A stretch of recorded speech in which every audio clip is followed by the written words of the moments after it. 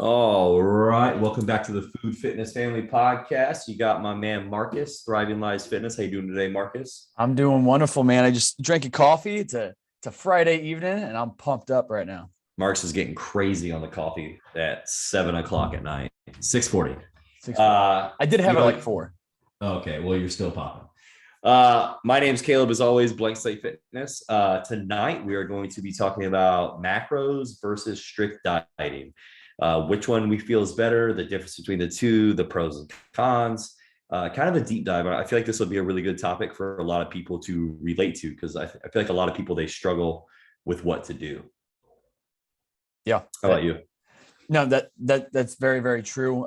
There's a time and there's a place for everything. There's a time, there's a place to be flexible. There's a time, there's a place to be, really strict on what it is that you're doing.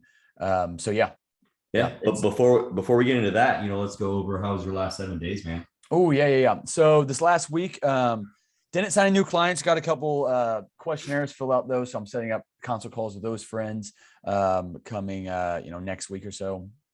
Also, I created an add-on service, and actually that's perfect for what we're talking about right now, to actually set up somebody's MyFitnessPal, which we'll come and talk about in a little bit. So I got a couple current clients kind of needing some extra help with that. So I'm excited to do my first trial of that. But aside from that, I did a charity event on Wednesday. I actually took a little mental health day on Tuesday off of work and just got caught up on some stuff and went on a nice walk with my dog. But then, like I said, I had a charity event on Wednesday, which I kind of mentioned on our last podcast, which it went great. It was a good connection event. It looked really cool. It was really, really cool. I actually invited one of my, she's a friend. She's a real estate agent, but she's also a client of mine. So I invited her. She showed up in the same outfit as myself, essentially black plaid pants and a black shirt as well. So that was funny. So you fit in. Yeah, exactly. But no, it was really, really cool. It was probably 95% women there. They did a giveaway, like raffle prizes and stuff. And so I donated a 3-month coaching program. And on top of that, it was just awesome to be able to connect with those different people and hear all their stories. I know nothing about breast cancer coming into it. And that's what this whole charity event was for. So hearing those women's stories, listening to functional medicine doctors that work specifically with this. One lady shared a lot of stuff about genetic testing and how that can be super, beneficial in catching this stuff early. Yeah. So it was really, really cool. It was very, very, very informative. Yeah, that sounds pretty cool. Kind of makes you realize sometimes how small your problems are when dude, so much. That's what they talked about a lot, is that a lot of them, it was crazy, their perspective on just, a lot of them are thanking cancer because it gave them a more sense of gratitude for every day, every moment, all the little things we take for granted, like, just driving to work and seeing the sunrise or whatever the case is, whatever the little stuff is that you don't think about. And that was cool. Put things into perspective. Yeah, man. I hope no one has a near-death experience, but cancer is probably as close as it comes. But speaking from someone who has had a near-death experience, it really does make you look at things differently. So yeah, it wasn't cancer, but it's crazy what it can do to you mentally. Yeah. Do you want to share anything about what that experience was? Oh yeah, it was so in 2014, it was 7 days after I competed. It was like midnight. I was coming home from watching a game. Luckily, I had nothing to drink because I was still trying to stay real strict to my reverse diet. And I had gotten flashed down. So it was around midnight. My road was real dark. I actually pulled into my apartment complex and pulled back out, and there was a lady stuck in a ditch. So I tried to get her out. I couldn't get her. So I had called a flatbed to come basically pull her out. And when the tow truck driver got there, she didn't speak the greatest English. So I told her I would go talk to the driver. And she was cold. So I'd given her one of my hoodies. And next thing I know, I'm just waking up on the ground with some hysterical Hispanic lady kissing my forehead,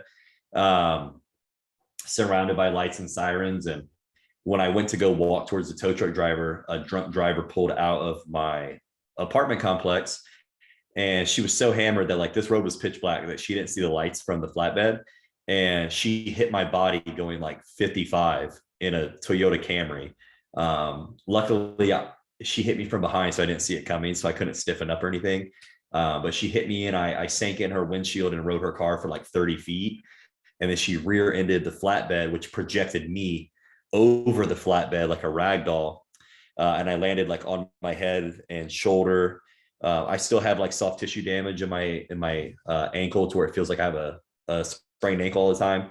I had to get surgery on my hand, and then I just had a concussion for like 6 months. But yeah, I couldn't work for probably close to 6 months. Like my car almost got repoed. Like my credit score dropped to like 400 because I couldn't pay anything. So it was just a Uh, snowball effect of other life stresses on top of that. That's yeah, wild, man.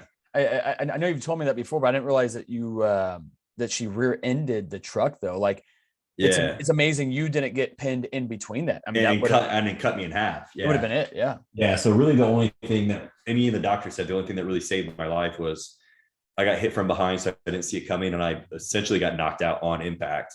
Yeah. So yeah, I was very lucky, but yeah, I definitely should have died. So That's so wild. And it's even crazier that you don't have like, scarring and stuff that would yeah, possibly, knock you off points bodybuilding. Like yeah, that's wild. You got to kind of see yeah, your whole career through on that. That's awesome. yeah, yeah. So, but Your yeah, 7 days. yeah, dude, my 7 days have been God crazy. Let's see. I competed last weekend. I wasn't very happy with my look, but that's okay because I have a show again in 3 weeks that I'll keep coming for because that wasn't my target show. I did win my class, which isn't hard when you're the only one in your class. That's some But hardware though. yeah, I did lose the overall, which decidingly so. The guy who won looked great. Um, but I got to spend some time out of town with my sister, my wife, my son. We went to the Omaha Zoo the next day. Max didn't want to walk all day, so we walked like 14,000 steps, and I hauled his ass in a wagon all day. I was wrecked.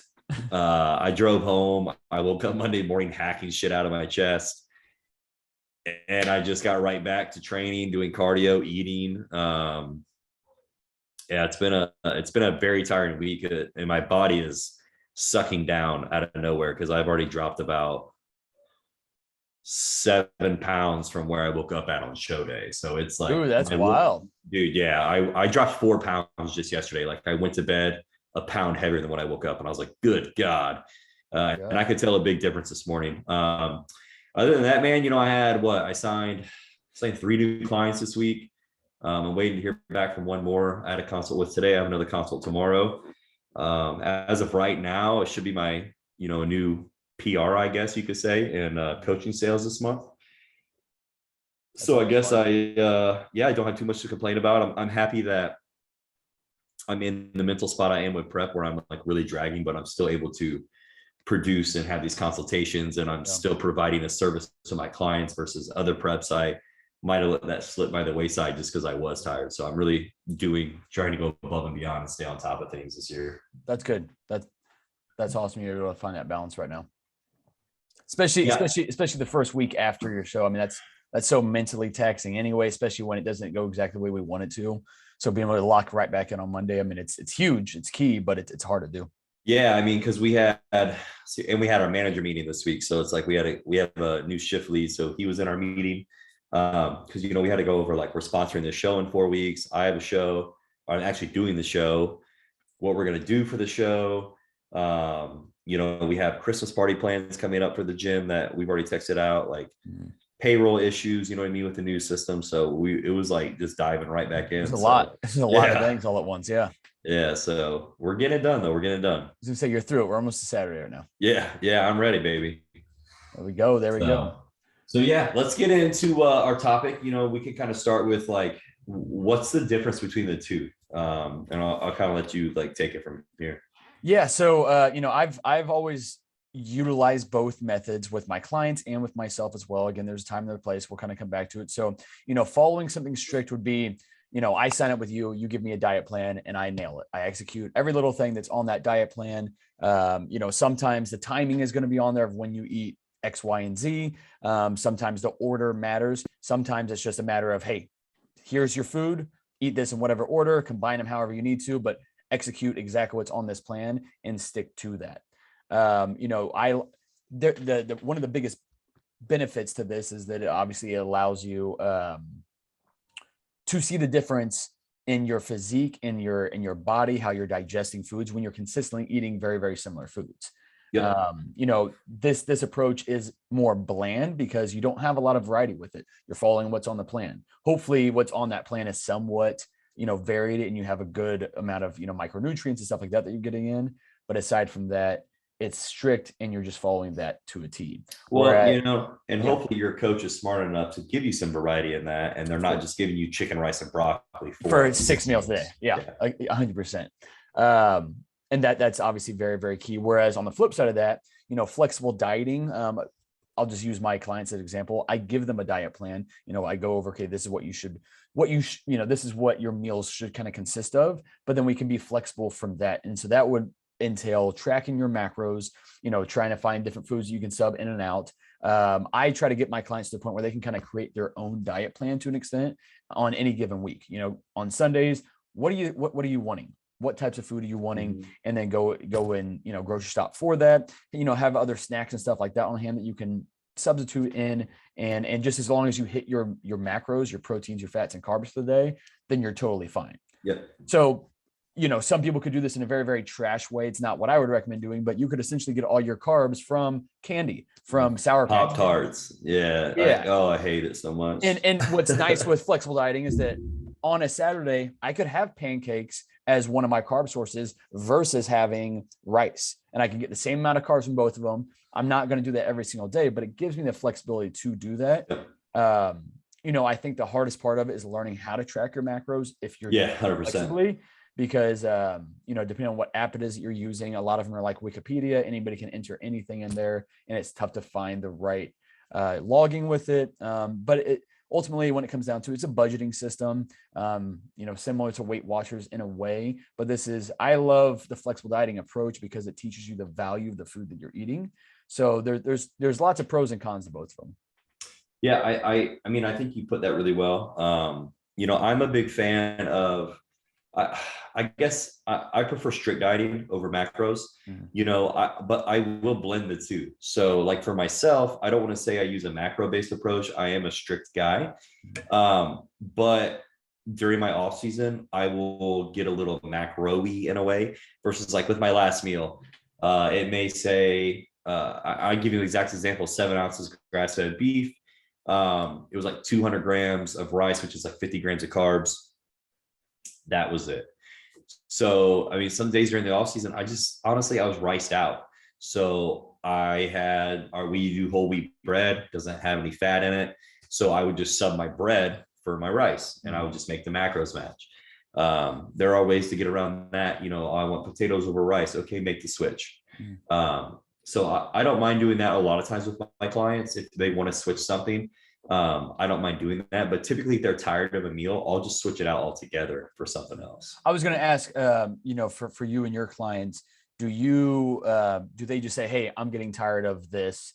Can you give me a substitution? Can you take it out? Or do you give them kind of the free reign? Hey, go change this on your own, essentially. No, I will completely change it. So, I mean, for instance, like my off season this year, my first meal was like at its highest, I want to say it was like 8 whites, 3 whole eggs, an orange, and like, oh my God, it was like 100 grams of cream of rice, dry. Like It was a monster meal where it just sat in my gut. Yeah. And then I switched it out for a shake. You know what I mean? That was 2 scoops protein and then 150 grams of berries, 50 grams of oats. And then I would still have the orange if I wanted to. And then I would have like some spinach in it. And I went to a more liquid meal for meal 1. So like typically if someone is struggling with a meal, I prefer to just switch it out altogether to give them a full break from it. Yeah, of course. That makes sense. And then like you said, sometimes it's nice to, especially depending on your schedule or, Monday might look different than Tuesday. You might not have as much time to sit down, cook a meal, eat the whole meal, and not be in a super big rush with that. Because obviously we want to try to avoid rushing right out the door and slamming down a meal really, really fast. But switching it out for a protein shake, it allows you to get the same nutrients in it, but now you're, it's just a little different avenue. Exactly. It's a little more efficient. I think it's great that you take the time to kind of teach your clients about macros. I myself, I give them a approved foods list.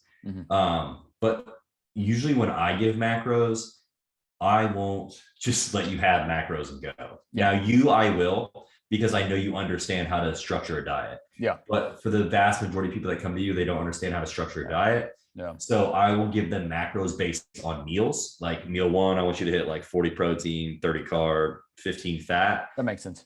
But I find that when I give someone just a bulk of macros, I call it macro hoarding. Mm-hmm. And every day they will like barely eat all day. Mm-hmm. So they could just binge out at night, which Yeah. is like honestly kind of a form of an eating disorder. It is. Yeah. 2, it's going to destroy your digestion. And 3, it's just nowhere near optimal. Well, no. And then, especially if things are extremely, extremely varied, even if your macros are spot on, which they're probably not going to be if you're completely varying every single day, especially if you don't have a lot of experience doing it.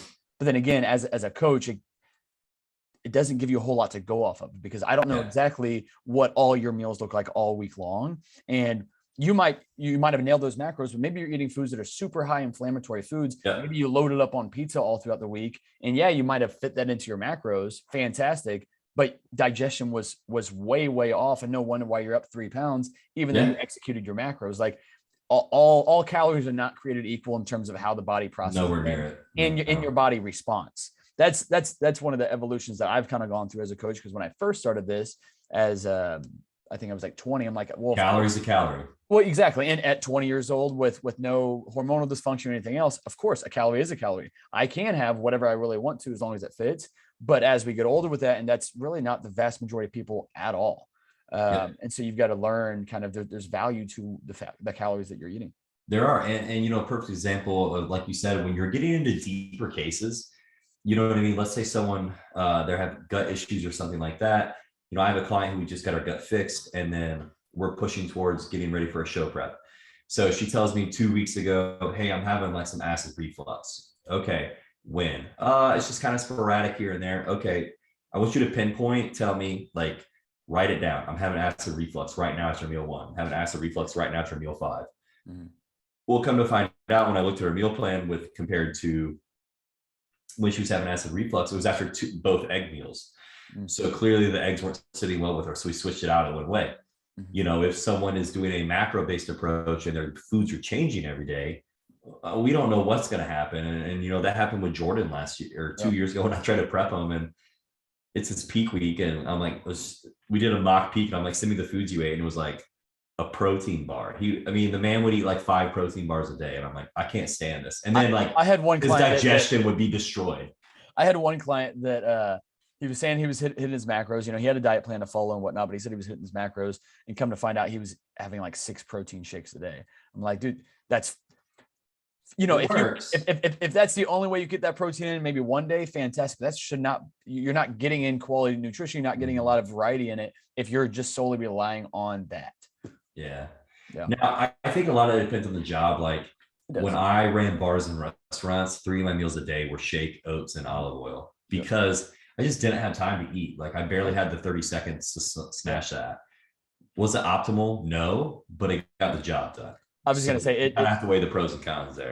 In times of need, sometimes you got to be flexible, and you got to make the choice that it might be 70% of what's optimal, but that's a whole lot better than just not eating at all, or just eating trash in place of it. So, in that situation, egg whites, oatmeal, and olive oil together in a little shake and knocking it down sounds awful. But again, it's for the purpose of what it was giving you. You wouldn't put that on somebody's diet plan. Not at all. No, but you as an individual is like, okay, I know that this is getting my carbs, my fat, my proteins, my fats, and it allows me to hit what I need to hit within this meal. Yeah. And that was when I was younger. If I tried to do that now, I would probably shit my pants. Yeah, probably. I would die if I drank egg whites now. Yes, it probably would not go too well. But still, coming back to kind of the benefits of both, though, is kind of what you just said. When you're eating a strict meal plan like that, and your foods are really, really consistent from day to day, then we can pinpoint how are you responding after this meal. How is your body responding over the course of the week? Maybe we swap out and I say, hey, you go eat some sweet potatoes this week in place of rice. And then all of a sudden you come back bloated, or you come back and you executed everything we changed, but now you're up 2 pounds and nothing else changed other than that. And maybe it's an inflammatory food for you. Maybe it's just not sitting well with your digestive system, or whatever the case is. But again, like the biggest problem with changing your foods daily, especially if it's every meal that's completely different, is one, that's hard to do. You got to have a bunch of different foods on hand. You're kind of living in survival mode. Yes, it's Yeah. cool that you can execute those macros every day, but it just makes things a lot harder. You can't really prep for the whole week. Yep. And most people's schedules don't allow to completely vary it every single day. It creates a more stressful environment for your food versus kind of knowing already what your schedule is going to be with it. But again, I had one client who said, he's been great. He's been with me for 3 weeks. The first 2 weeks he was traveling on the road, but he took a lot of his meals with him, which I was really, really proud of. That's usually not somebody's first choice when they very first start a program, but he wanted to do what he could do, which was awesome. And now, That's great. Yeah. and he was back this week though. And he did have, he said, since he's been following the food, because he came to me with just terrible digestive problems. Honestly, he's been going doctors for years and years, probably about 10 years or so. And come to find out, I think a lot of it is more so just about the quality of food, because he's also a very picky eater. And so there's, healthier food that he just probably won't eat. And so we're trying to, get that into it. But he said, his digestion has been massively improved over the past 3 weeks, just changing up some of this food. But he had a little bit of alcohol on Saturday night. He had like a Panera cheesy thing or something like that. Was not feeling good, I bet. Well, and the weird thing is that it wasn't even Sunday that he felt the difference, but then I think it was Monday or Tuesday that he had some digestive issues that he hadn't been having. And that's the other thing with it as well, is that you're not always going to have those digestive issues immediately following that meal. Sometimes it doesn't show up for a day or two. And then it can bog you down. Yeah. And then if we're having different meals every day, we have zero idea where it's coming from, that discomfort.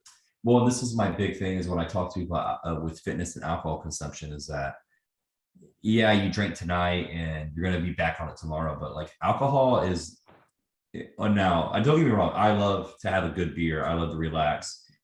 But alcohol is literally a poison and it affects your body for multiple days. And like, if you go out and you get drunk, wake up and check your glucose the next 3 days, it will be high every day. Yeah. And that will alter your digestive system. Now, another reason that I'm not a big macro fan is because, and I hate to sound like a macro basher here, but I personally, I'm not going to take the time to sit down and plan out all my meals. Yeah. I like having the ability to wake up late if I'm running late and I know exactly what I need. I'm not like, oh shit, what do I need for this? Or, oh man, I need 20 more grams of carbs. It's 9:30 at night. What am I going to do? But I'm out of proteins and I'm out of fats. Yeah. I'm going to eat a plain slice of bread. You know what I mean? It's just like, I don't like that.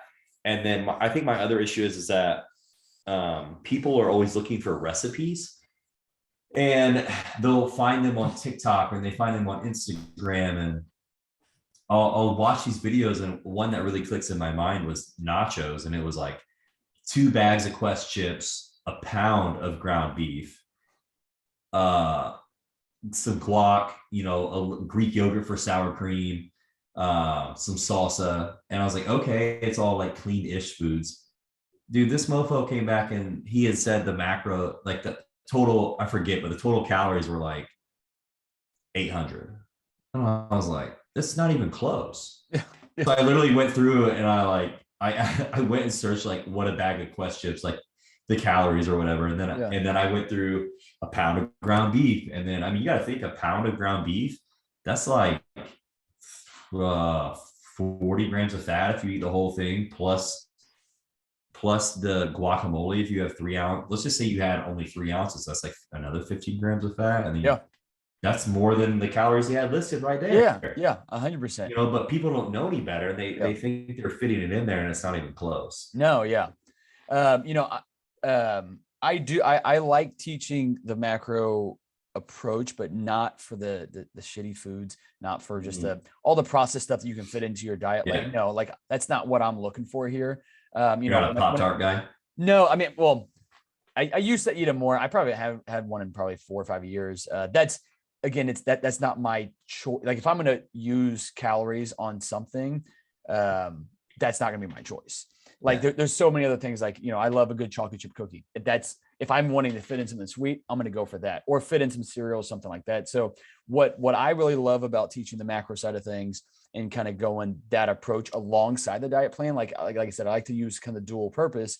Start with a diet plan, and then we can work on substituting foods in and out. But I want people to learn the value of what they're eating. I want you to understand that this is X amount of carbs or protein or whatever the case is. And then, okay, we're tired of this. Okay, this is X amount of carbs or protein. And that way you start understanding like the value of the food that you're actually eating. Mhm. We're always taught, eat your fruits and veggies, things like that, but we don't really taught, what does 50 grams of carbs look like versus 100 grams of carbs? Yeah. You know, And for the calories to calorie people, 50 Yeah. grams of carbs from rice and 50 grams of carbs from a Pop Tart, that's a big difference. it is. It Can definitely. bro, one time I was prepping for my very, very, very first show ever in 2012, and I looked awful at this show. I'm talking like I was probably 18 weeks out on stage, and I was doing macros, and I did not know what I was doing, and I needed 7 grams of carbs to fill it out, and I could not figure out what I was going to do for those 7 grams of carbs, and I knew nothing because I was eating like cheese and ranch for my fats. Oh, You know wonderful. what I mean? Like I felt awful, like probably the worst I've ever felt. Yeah. And I had beer in my fridge, and it was a Bud Light, and it was 7 grams of carbs. And I didn't. I not drank thinking about it. the alcohol. Yeah. Well, I didn't it. know. Yeah. No one ever taught me. I didn't know. All Yeah. I know is I was 7 grams of carbs. I needed 7 grams of carbs. Calories a calorie. Yeah. Fucking nailed it. Calling my coach at the time, proud that I figured it out. That is hilarious. Yeah. He about slapped you. No, he really, I mean, he's like, yeah, let's just try not to do that. It wasn't even like, don't do that. What the fuck are you doing, bro? Yeah. It was, and that's kind of what I'm getting at. You like, I feel like you have to be taught. So you do for sure. And there's, like I said, there's a lot of benefits to doing both. Now I have a lot of clients though as well that they come to me, they're like, listen, I'm tired of figuring out what to eat. I'm tired of figuring out what's healthy to eat. I'm tired of always having to figure this stuff out for myself. I just need a plan to follow. And that's really a lot of people. And I think we end up graduating them to learning how to be, flexible on their own and still staying within what their body needs essentially, but they just need a plan to follow. And so like my biggest thing with that is because again, I'm not training competitors myself. I know, you train about half your clients are competitors, half of them are lifestyle clients. All of mine are lifestyle clients. So I like to try to merge their wants with their needs. So when they complete the questionnaire, I'm asking their food preferences so I can make sure that they have, foods on there that they're going to enjoy eating, that foods they're going to look forward to eating. But I balance that out with, okay, these are also the foods you need to be eating. And, here's the reason why. We need to get X amount of fiber in it. We want to make sure we're having lots of healthy fats in our diet as well for hormone production and things like that. So I'm trying to make sure that you're getting in all your micronutrients and all just your essential nutrients as well. But also giving you some food that you're looking forward to. I mean, I love going to bed now that I'm out of comp prep. I like having granola at nighttime as my cereal replacement. Instead of having Lucky Charms and getting, 30 grams of sugar, I'm going to go with the granola option and get some actual fiber in there, get some protein in there. And then again, I just don't feel as dirty eating that, but I'm eating the same amount of carbs as if I was doing something a little bit dirtier. But so my point with that is that I have something to look forward to at the end of each day. And I don't feel this rigid diet mindset, which some people can do, but you can only do that for so long unless you are a competitor, I feel like. Yeah, I think so, man. And that's when we kind of enter the strict or verbatim diet, I guess you could call it. Yeah. And I think a lot of that has to do with, on my intake forums, I ask you, what are your favorite foods? What are your favorite diet foods? Yep. What are your least favorite diet foods? What are some of your favorite restaurants? That way I can kind of look and see what you like. And I'm going to try to give you food that you like, that you enjoy. But also with that, I'm going to give you variety. I'm going to try to give you fruit 2 to 3 times a day, veggies. In the morning, I will typically do like an egg meal because it's just breakfast food. But sometimes I'll try to give people like avocado with toast so they can make like guacamole toast or whatever you want to call it nowadays. Like you're a huge fan of Chipotle. So I gave you basically Chipotle bowl. You got rice, chicken, black beans, some pico. You know what I mean? I try to fit these foods into people's meals so they can enjoy it.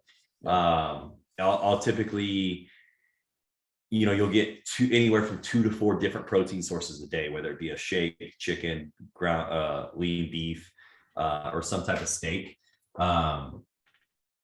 And then we go from there. And then, post workout, I try to give you guys a treat. Like I'll probably give you a shake and some cereal, maybe some Rice Krispie treats. You know what I mean? I try to provide things that are enjoyable. It doesn't make it feel like you're on a diet. It doesn't make you feel like you're on a diet, because I think we've all done that diet where like you said, it's chicken and rice 6 times a day. Mhm. And man, it's just boring quick. And, Yeah. like in my off season, at one point when I was doing an orange, whole eggs, and an English muffin, oh man, dude, I loved it. When it got taken away, when I started prep, I was like devastated. Like, that Yeah. was like my favorite thing. You know what I Yeah. mean? Yeah. Or And my that pineapple. sucks. Yeah. Oh, don't take my pineapple away, bro. I agree with that as well. I do love some pineapple. I hate cutting it though. It's my biggest Yeah. issue with pineapple. That's why I don't eat it a whole lot. I hate having to cut it all up. But If you go to Sam's Club now, they sell it sliced. oh like yeah, I freshly have seen sliced. that. I Yeah, have we've seen been that. crushing that. Yeah, It's always hard for me to make that choice too, because I'm like, well, an actual pineapple is like $2.50, and then I go look at that and it's like $8 or whatever the hell it is. but you're not gonna cut it. Exactly, I'm not going to cut it. So then it's like, how am I going to Just get do this? it. You're paying for convenience. Yes, 100%. Stop being stupid, Marcus. Just do it. But back to obviously, I think we both have we've kind of covered what we prefer as coaches. I do think it's important that I also kind of add this on as well. If somebody comes to me and they know how to track their macros and they're coming to me kind of wanting that macro more approach, I like to say, okay, I'm still going to build you out a plan based off your food preferences, and this is something that I want you to kind of use as a guide to kind of build out your meals with it. But also, I'm okay with you being flexible.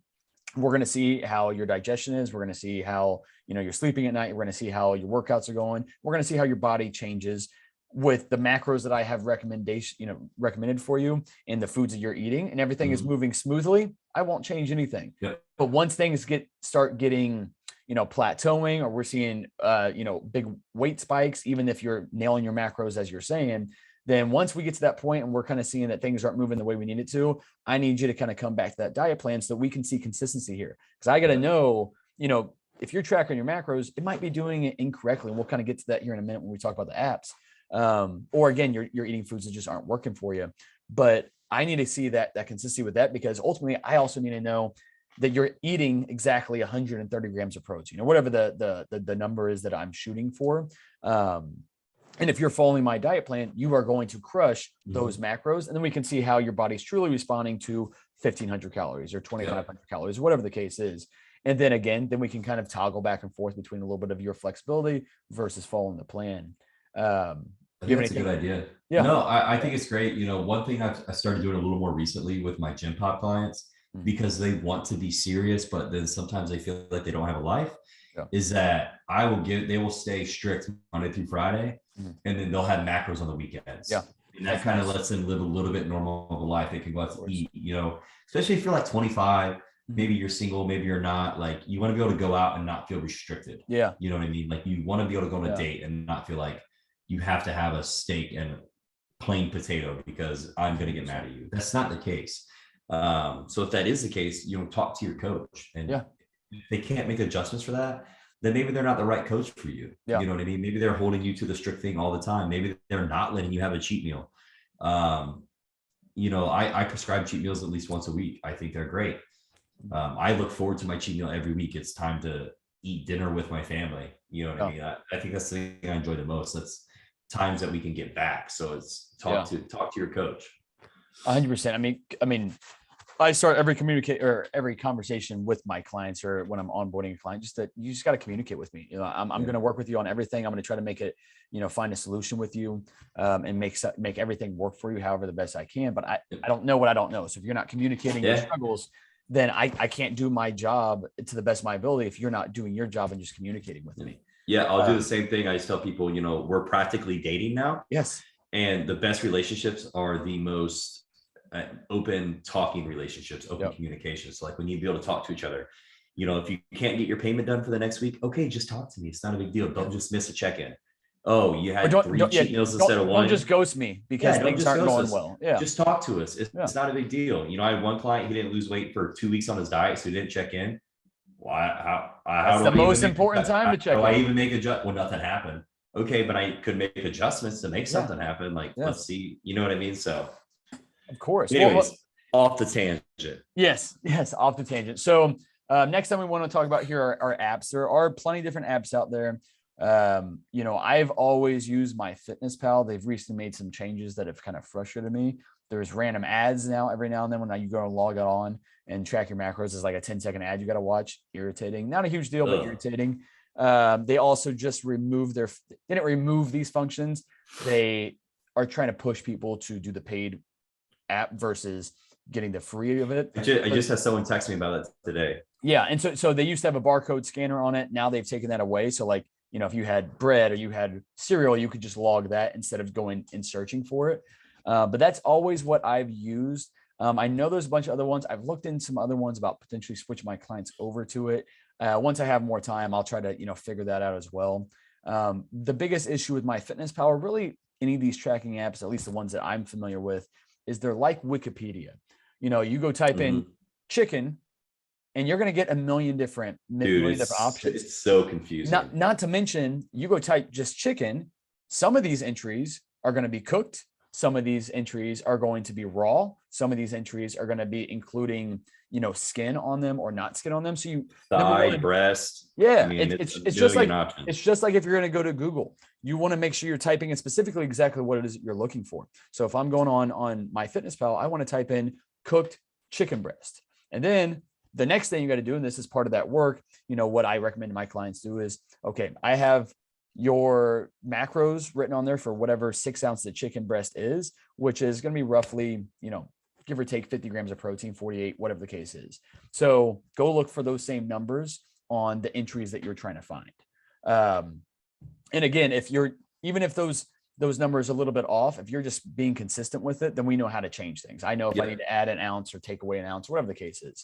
So trying to find the right entries, it sucks. It's frustrating to do, especially if you're not used to doing this. But I always say, it's just like anything. The more work you put into it up front, the easier it becomes. I remember the very first few weeks that I started doing this, my buddy John was telling me about, hey, track your macros. You can be more flexible. You don't have to just eat the traditional bodybuilding style diet always. You can be more flexible with it. So it took me a few weeks to get the hang of it. But once I did, it made it very, very easy to diet and give myself some freedoms here or there. But again, MyFitnessPal is the one that I've personally used. Have you tracked your macros before a whole lot? Not really. I honestly hated MyFitnessPal because it was so confusing to me. It is. And I hated that and it might have changed, but when I used it, you weren't able to save anything. You had to research every time. That sucks. So I found that I liked the app called Carb Manager. And you're able to save recipes and stuff like that. So it's like your most used foods. So things that you use all the time are kind of just already there. Yeah. So that's typically been MyFitnessPal has that now. So if I type in, cooked chicken breast and I saved, I don't save it, but I use that entry, whatever that is, it's in there the next time. They also have other function on there, which again, I try to teach my clients this because once you're learning this side of things and it gives you that flexibility, then it comes down to, okay, this is the macros that he wants me to kind of hit. That's what's on his diet plan. I can go sub it in and out, but it allows you to save meals. It allows you to create whole recipes. It also allows you, there's a swipe mode, so you can turn on smart copy. And then, so let's say today I go enter my food and I'm going to have the same exact meal for meal 1 and 2 and 3. I can, if my smart mode's turned on, I can just swipe right and it drags it from yesterday's meal 1.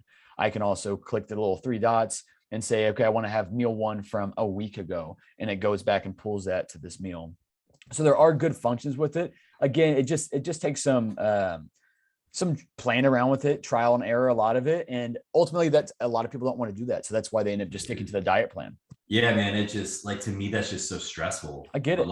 I'm the person, and I think I've read up on it's called high functioning anxiety. I'm the person that every time I go to a restaurant, I get the same meal every time I go. I don't try anything new. So when I go to First Watch, I have the same order. When I go to Applebee's, I have the same order.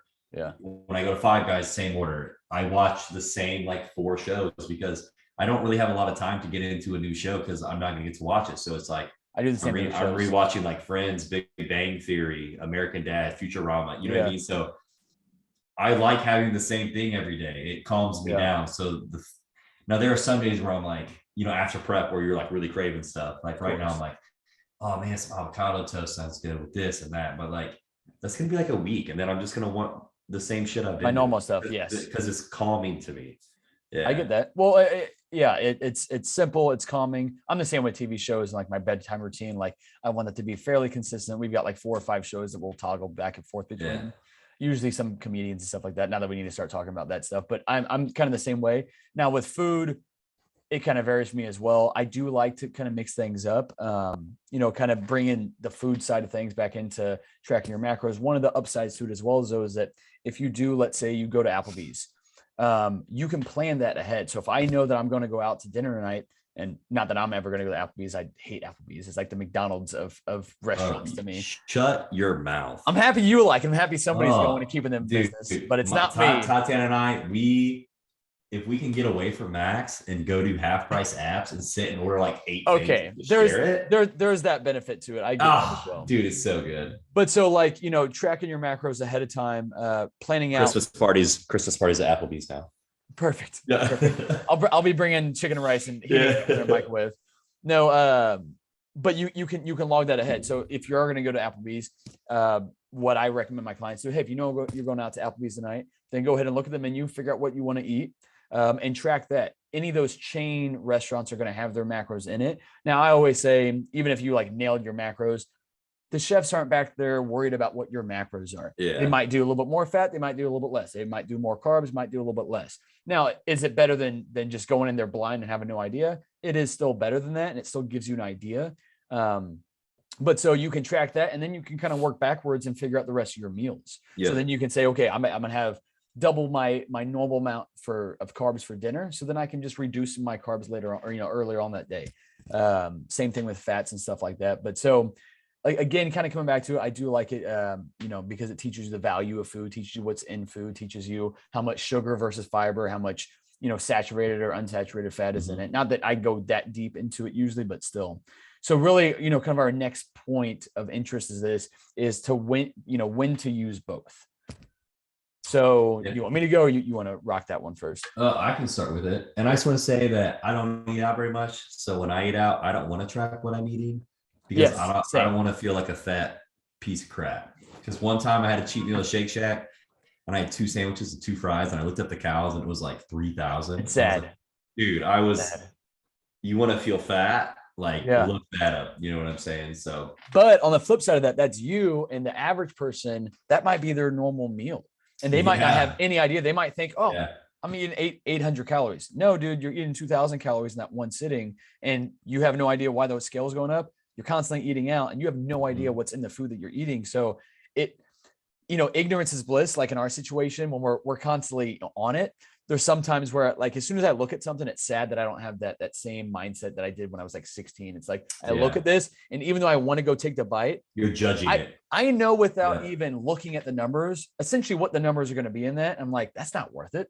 There's so many other things I'd rather have to replace my calories with. Sorry to kind of take it. I mean, for you crumble cookie fans, they're 100 calories a serving. Each cookie is like 7 to 8 servings. Yes. So for those of you who eat like 2 to 3 cookies, nothing that tastes that good is only 100 calories. It's not possible. I knew when I picked it up and my hand was coated in heavy grease and butter that it wasn't 100 calories. Yeah. They're dense, they're heavy, they're delicious, but yeah, exactly. Anyway, so at this point, I'd rather have just rice cakes and peanut butter on top of it, and with some salt and cinnamon. Hell yeah, bro! That's perfect. Oh, yeah. I had that last night.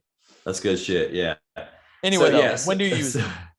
So when to implement both? If you come to me and you're a competitor, 99.9% of the time you're going on a strict plan.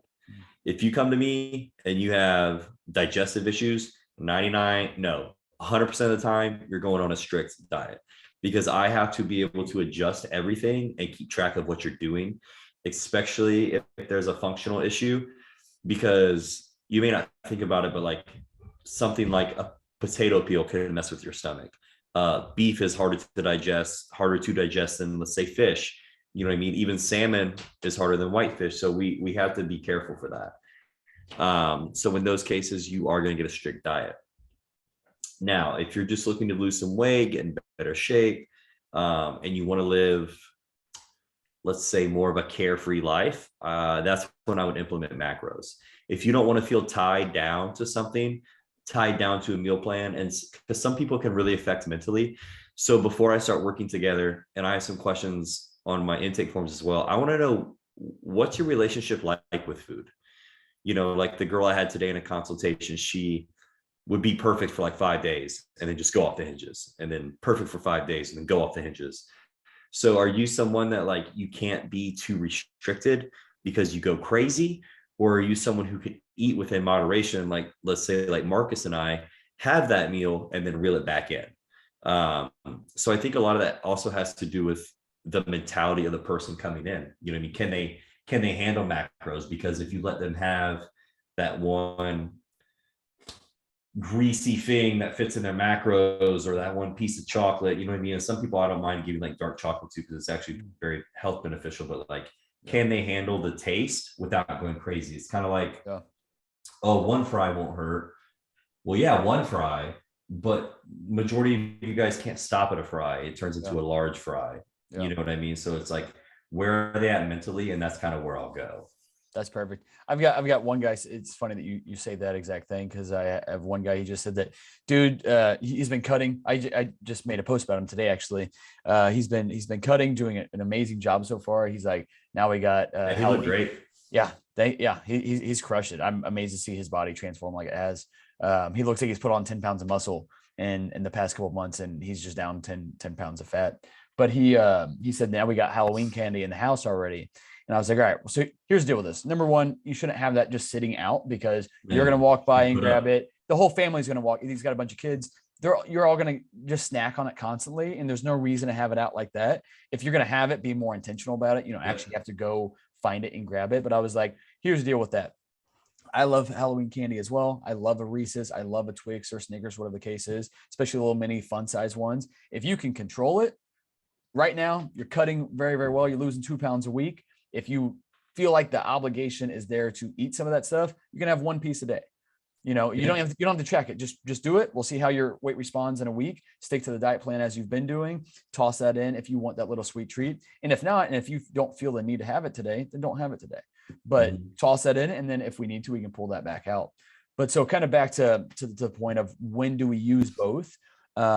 Same thing. If I'm deep in a cut, especially as we've had to utilize tools, you've been in this cut for a while, and we're getting down to that harder body fat to lose, then we got to be more strict. And I got to kind of see you that you're following this plan versus being more flexible, having more processed foods. You're probably going to hold on to water a little bit more and things like that. So we need to clean things up and be really dialed in. The deeper we get into a cut, same thing, especially like you said, if we have gut health issues, if we have digestion issues, if hormones are out of whack, things like that, if we're really looking at some more complex issues, then I need you to be more strict with things.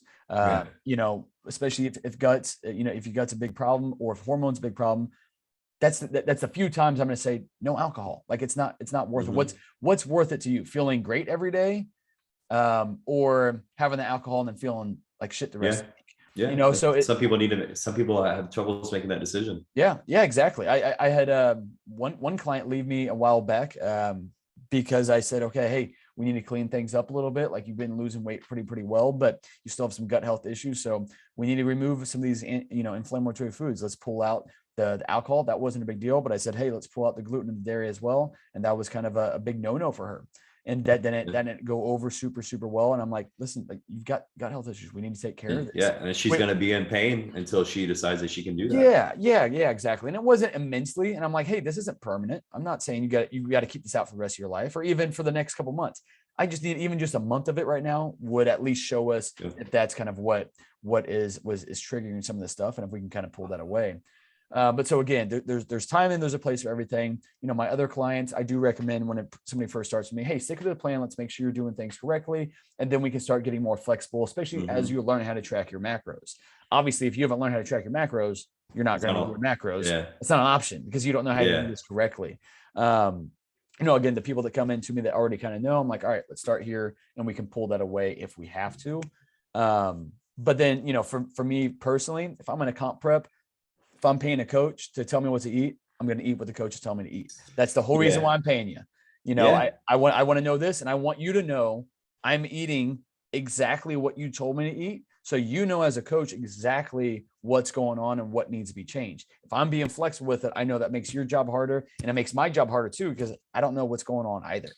Yeah. Well, and you bring up a good point. Like, if you are getting ready for a show, you do need to be very strict, because honestly, to me, dieting for a show, like, I don't want to say it's easy, but as far as like not eating off plan, There's no not option to do cheating. that.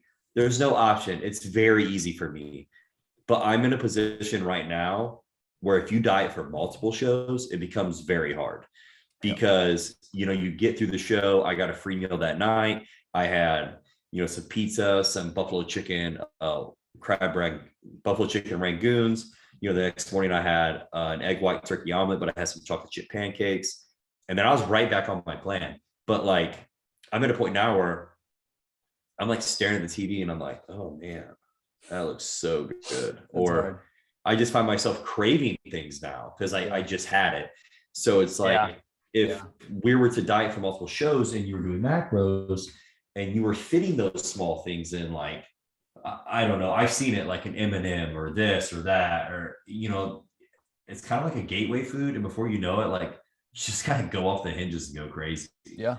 Even when I get closer to the show, like, I'll even cut out, if I'm getting carbs post workout, I'll cut the cereal out for something different. Like I switched it out for like a Nature Valley bar that was like oats. So it was a little more satiating than the cereal. But stuff like that can make a big difference. But you have to be aware of these situations because you can get on a roll and before you know it, like you did a week of work in one night. Oh, 100%. If you are supposed to be strictly following plan and let's say you run out of something, you need to sub it out with something else. Again, that comes back to the communication side of things. Hey, I ran out of this. I replaced it with this. This is the results because of it, good or bad, whatever the case is. You got to be transparent with it. But then, now for myself, I'm still on a plan with you. Obviously, we're reverse dieting. I'm sticking with a lot of the same foods that I've always ate the past decade. A lot of that same stuff is on my diet plan anyway. So I start with that. And then I allow myself that wiggle room of 10% of my calories can come from other things that I enjoy eating. But I know at this point, I'm very, very in tune with how my body's feeling from these foods. I check my weight daily, and it's not this, Nicole used to think that I had this disorder that I'm always so worried about my weight. I'm not worried about my weight. I'm curious. Like, I'm generally curious. I had this food last night. I'm just curious. Am I up 2 pounds? Am I down 2 pounds? I just want to learn how my body responds to different things. So checking the scale every day doesn't have to be this super, super negative thing. I'm doing it as a coach. I'm doing this as somebody who just cares about my body, my physique, my health. And I want to know how my body is responding to different things. And if my macros were on point, but the scale is up 2 pounds, okay, what's going on? Yeah. Yeah. And for me, the scale is like a habit now. Like I wake up, I check my weight. I go to bed, I check my weight. Yeah. That's how I found out that I was like a pound heavier than what I woke up at, but I could feel my body pulling. But, some coaches will do that and it creates an unhealthy obsession. I have a client that just signed up a couple weeks ago. He's a big guy and his coach had him checking his weight 3 times a day. First of all, that is like asinine to check your weight 3 times a day, unless you are like, unless you're basically a week out and you're close to making weight and I need to know how your body is fluctuating. I'm never going to ask you to check your weight 3 times a day because good God, that would drive me crazy. I'm honestly I would only ask somebody that's, in a comp prep to even check it daily. No, this is just a normal guy. And, I was gonna say, he already is unhappy with his weight. You're going to make him stare at it 3 times a day. Like, and you fluctuate. So you go out and you have a cheat meal for lunch, you gain 5 pounds and you're like, oh, what the F, man? And it's a negative cycle. Well, and there's so many different variances. I used to check it more when it was more conveniently located in our bathroom in our apartment. I would check at nighttime as well because it was more convenient there. Now it's just a morning time routine for myself as well. Again, I'm never going to recommend majority of my clients, my general population clients, to check daily. Sometimes I'm like, hey, if you're curious about it, you can check it. Just don't let it become an issue, obviously.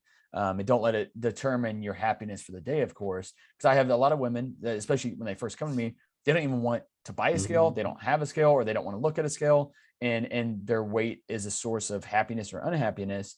Now, with those people, everything is contextual. Everything is, case by case situation. I might say, hey, don't worry about the scale right now. Just stick to the plan as best we can. I still like, if I can get the weight, that way we know how things are responding. I don't even need it every single day. Or I definitely don't need it every single day, but I might not have you do it every single week. But I also got to know where things are. You were under eating for the past decade. I have you on 1,500 calories. How is your body responding? Is that weight shooting up? Is that weight coming down? And when it comes down to it, what gets measured gets managed. And if we're not measuring certain things, we have no idea what's going on. Well, and I've had people and they don't want to send me pictures or weight. I'm like, Yeah. there's nothing I can do, man. I gotta have one. I gotta have one or the other. Like, Gotta have one. preferably both, Yeah. but I gotta have something. You And know what I'm saying? and ultimately for that same client, again, different contextual situations might call for different things, but Mhm. when you're following a plan, you want to see the results as well. And the people that hate taking pictures, I'm like, I understand you hate it. And those are the situations where I'm like, I do need to wait. You don't have to do the pictures if you really don't want to do the pictures, but take them for yourself. Don't send them to me if you don't want to send them to me. If you're embarrassed of it, you don't feel comfortable with it, that's totally fine. I will respect that. I need clear, very, very clear communication though. And I still need to see that weight though. But ultimately, take the pictures for yourself, because if you're truly committed to this as a long-term journey, you are going to be so thankful you took those starting pictures. Mhm. I took pictures every day for the last like 4 weeks, and I still feel like I could have taken more, because it's awesome to be able to go back and look at the progress that you've made. Yep. And that's in times where you're lacking motivation, which motivation, it wanes, it ebbs and flows. It's awesome to go back and see that progress, see your measurements, see the pictures. I just had one client today. She's had a horrible week.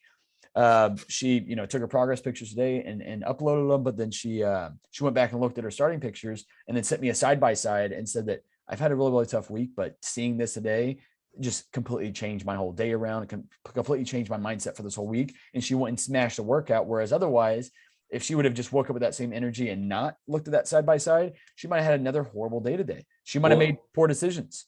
Yeah, and that's why pictures are so important, because when I get someone who's in their head like that, and they're like, "Oh, this, that, I've only lost blah blah blah," and I'll just compare the pictures. I'm like, "But look at this." Yeah. Oh wow, I didn't even know I changed like that. Yeah, it's like, this is why these are so important. You know what I Mhm. mean? And for those competitors, I'm guilty of it. Like, take the pictures, because when you're chunky again, you're like, "Damn, I look pretty good here." When you lose all that weight and you're a gym pop client, take the pictures, because you're going to want to see how far you've come, because you don't realize it Yeah. until I don't want to say it's too late, but until you're too far into it. Yeah. 100%. 100%. Well, I think we smashed that one. I don't know if there's a whole lot others to add. Did you have any other points of interest? No, were we out of topics? I know you wrote them down. I can't remember. Let me check really quick. Yeah, so we talked about difference between the two, kind of covered that. Apps that you can use to track them. Like I said, we really just talked about MyFitnessPal. There are some other ones. I got a couple other ones downloaded on my phone. There's actually one. I listened to a podcast a week or two ago. I forgot what the podcast was. I think it was a chronometer, and that also it focuses a lot on your micronutrients. You can also add your supplements on there, because and we can do a whole topic on this as well, but over supplementation, like if you're taking a multivitamin and you're taking a B12 complex and you take all these other things, you could be overdoing it. So I think that one was kind of cool with that. I haven't delved into it too much. But then we also talked about the benefits of both, when to use them, what we prefer as coaches. Yeah, that was all I had kind of written down. No, I feel like that was a good one. I feel like that's really good one for people who are struggling. They don't know where to start. You know what I mean? 100%. Yeah. So as always, man, appreciate everyone who tuned in. Marcus, where can we find you? Thriving Lives Fitness on Instagram is where I'm most active. I also every week I do a Zoom call with my clients and I post it on YouTube. I'm pretty sure it's just Thriving Lives Fitness on YouTube as well. And then obviously, you can find all of these podcasts that we do on Apple, Spotify, and YouTube as well. We post it on all 3 spots. I think that's about it. You can also find me at Body Shop training clients. Yeah, Body Shop. So yeah, you can find me at Blankslate Fitness _91 on Instagram. That's where I'm most active as well. I have a link tree in the bio. You can find consultation form. You can find everything for the podcast. Marks and I are also going to be doing a group lift on November 6th, the morning. What was it, 9 a.m.? 9 to 11 a.m. at Body Shop. 9 to 11 at Body Shop. It's going to be for my clients and Marks's clients. But, if you're someone who you're interested in maybe working with one of us or something like that, reach out to one of us. We can probably get you in there. We know a couple people. So, yeah. But yeah, no doubt. I'm excited to bounce around to all my different clients. A lot of people that I've probably never even met in person, and get to kind of bounce around, help them with their form on different things. Obviously, just meet them and connect with them as well in person, as opposed to just over. Yeah, 100% messages, stuff like that. Cool. Well, you guys all have a good night, and we'll talk soon. Marcel, I'll talk to you later, brother. All right, see you, man.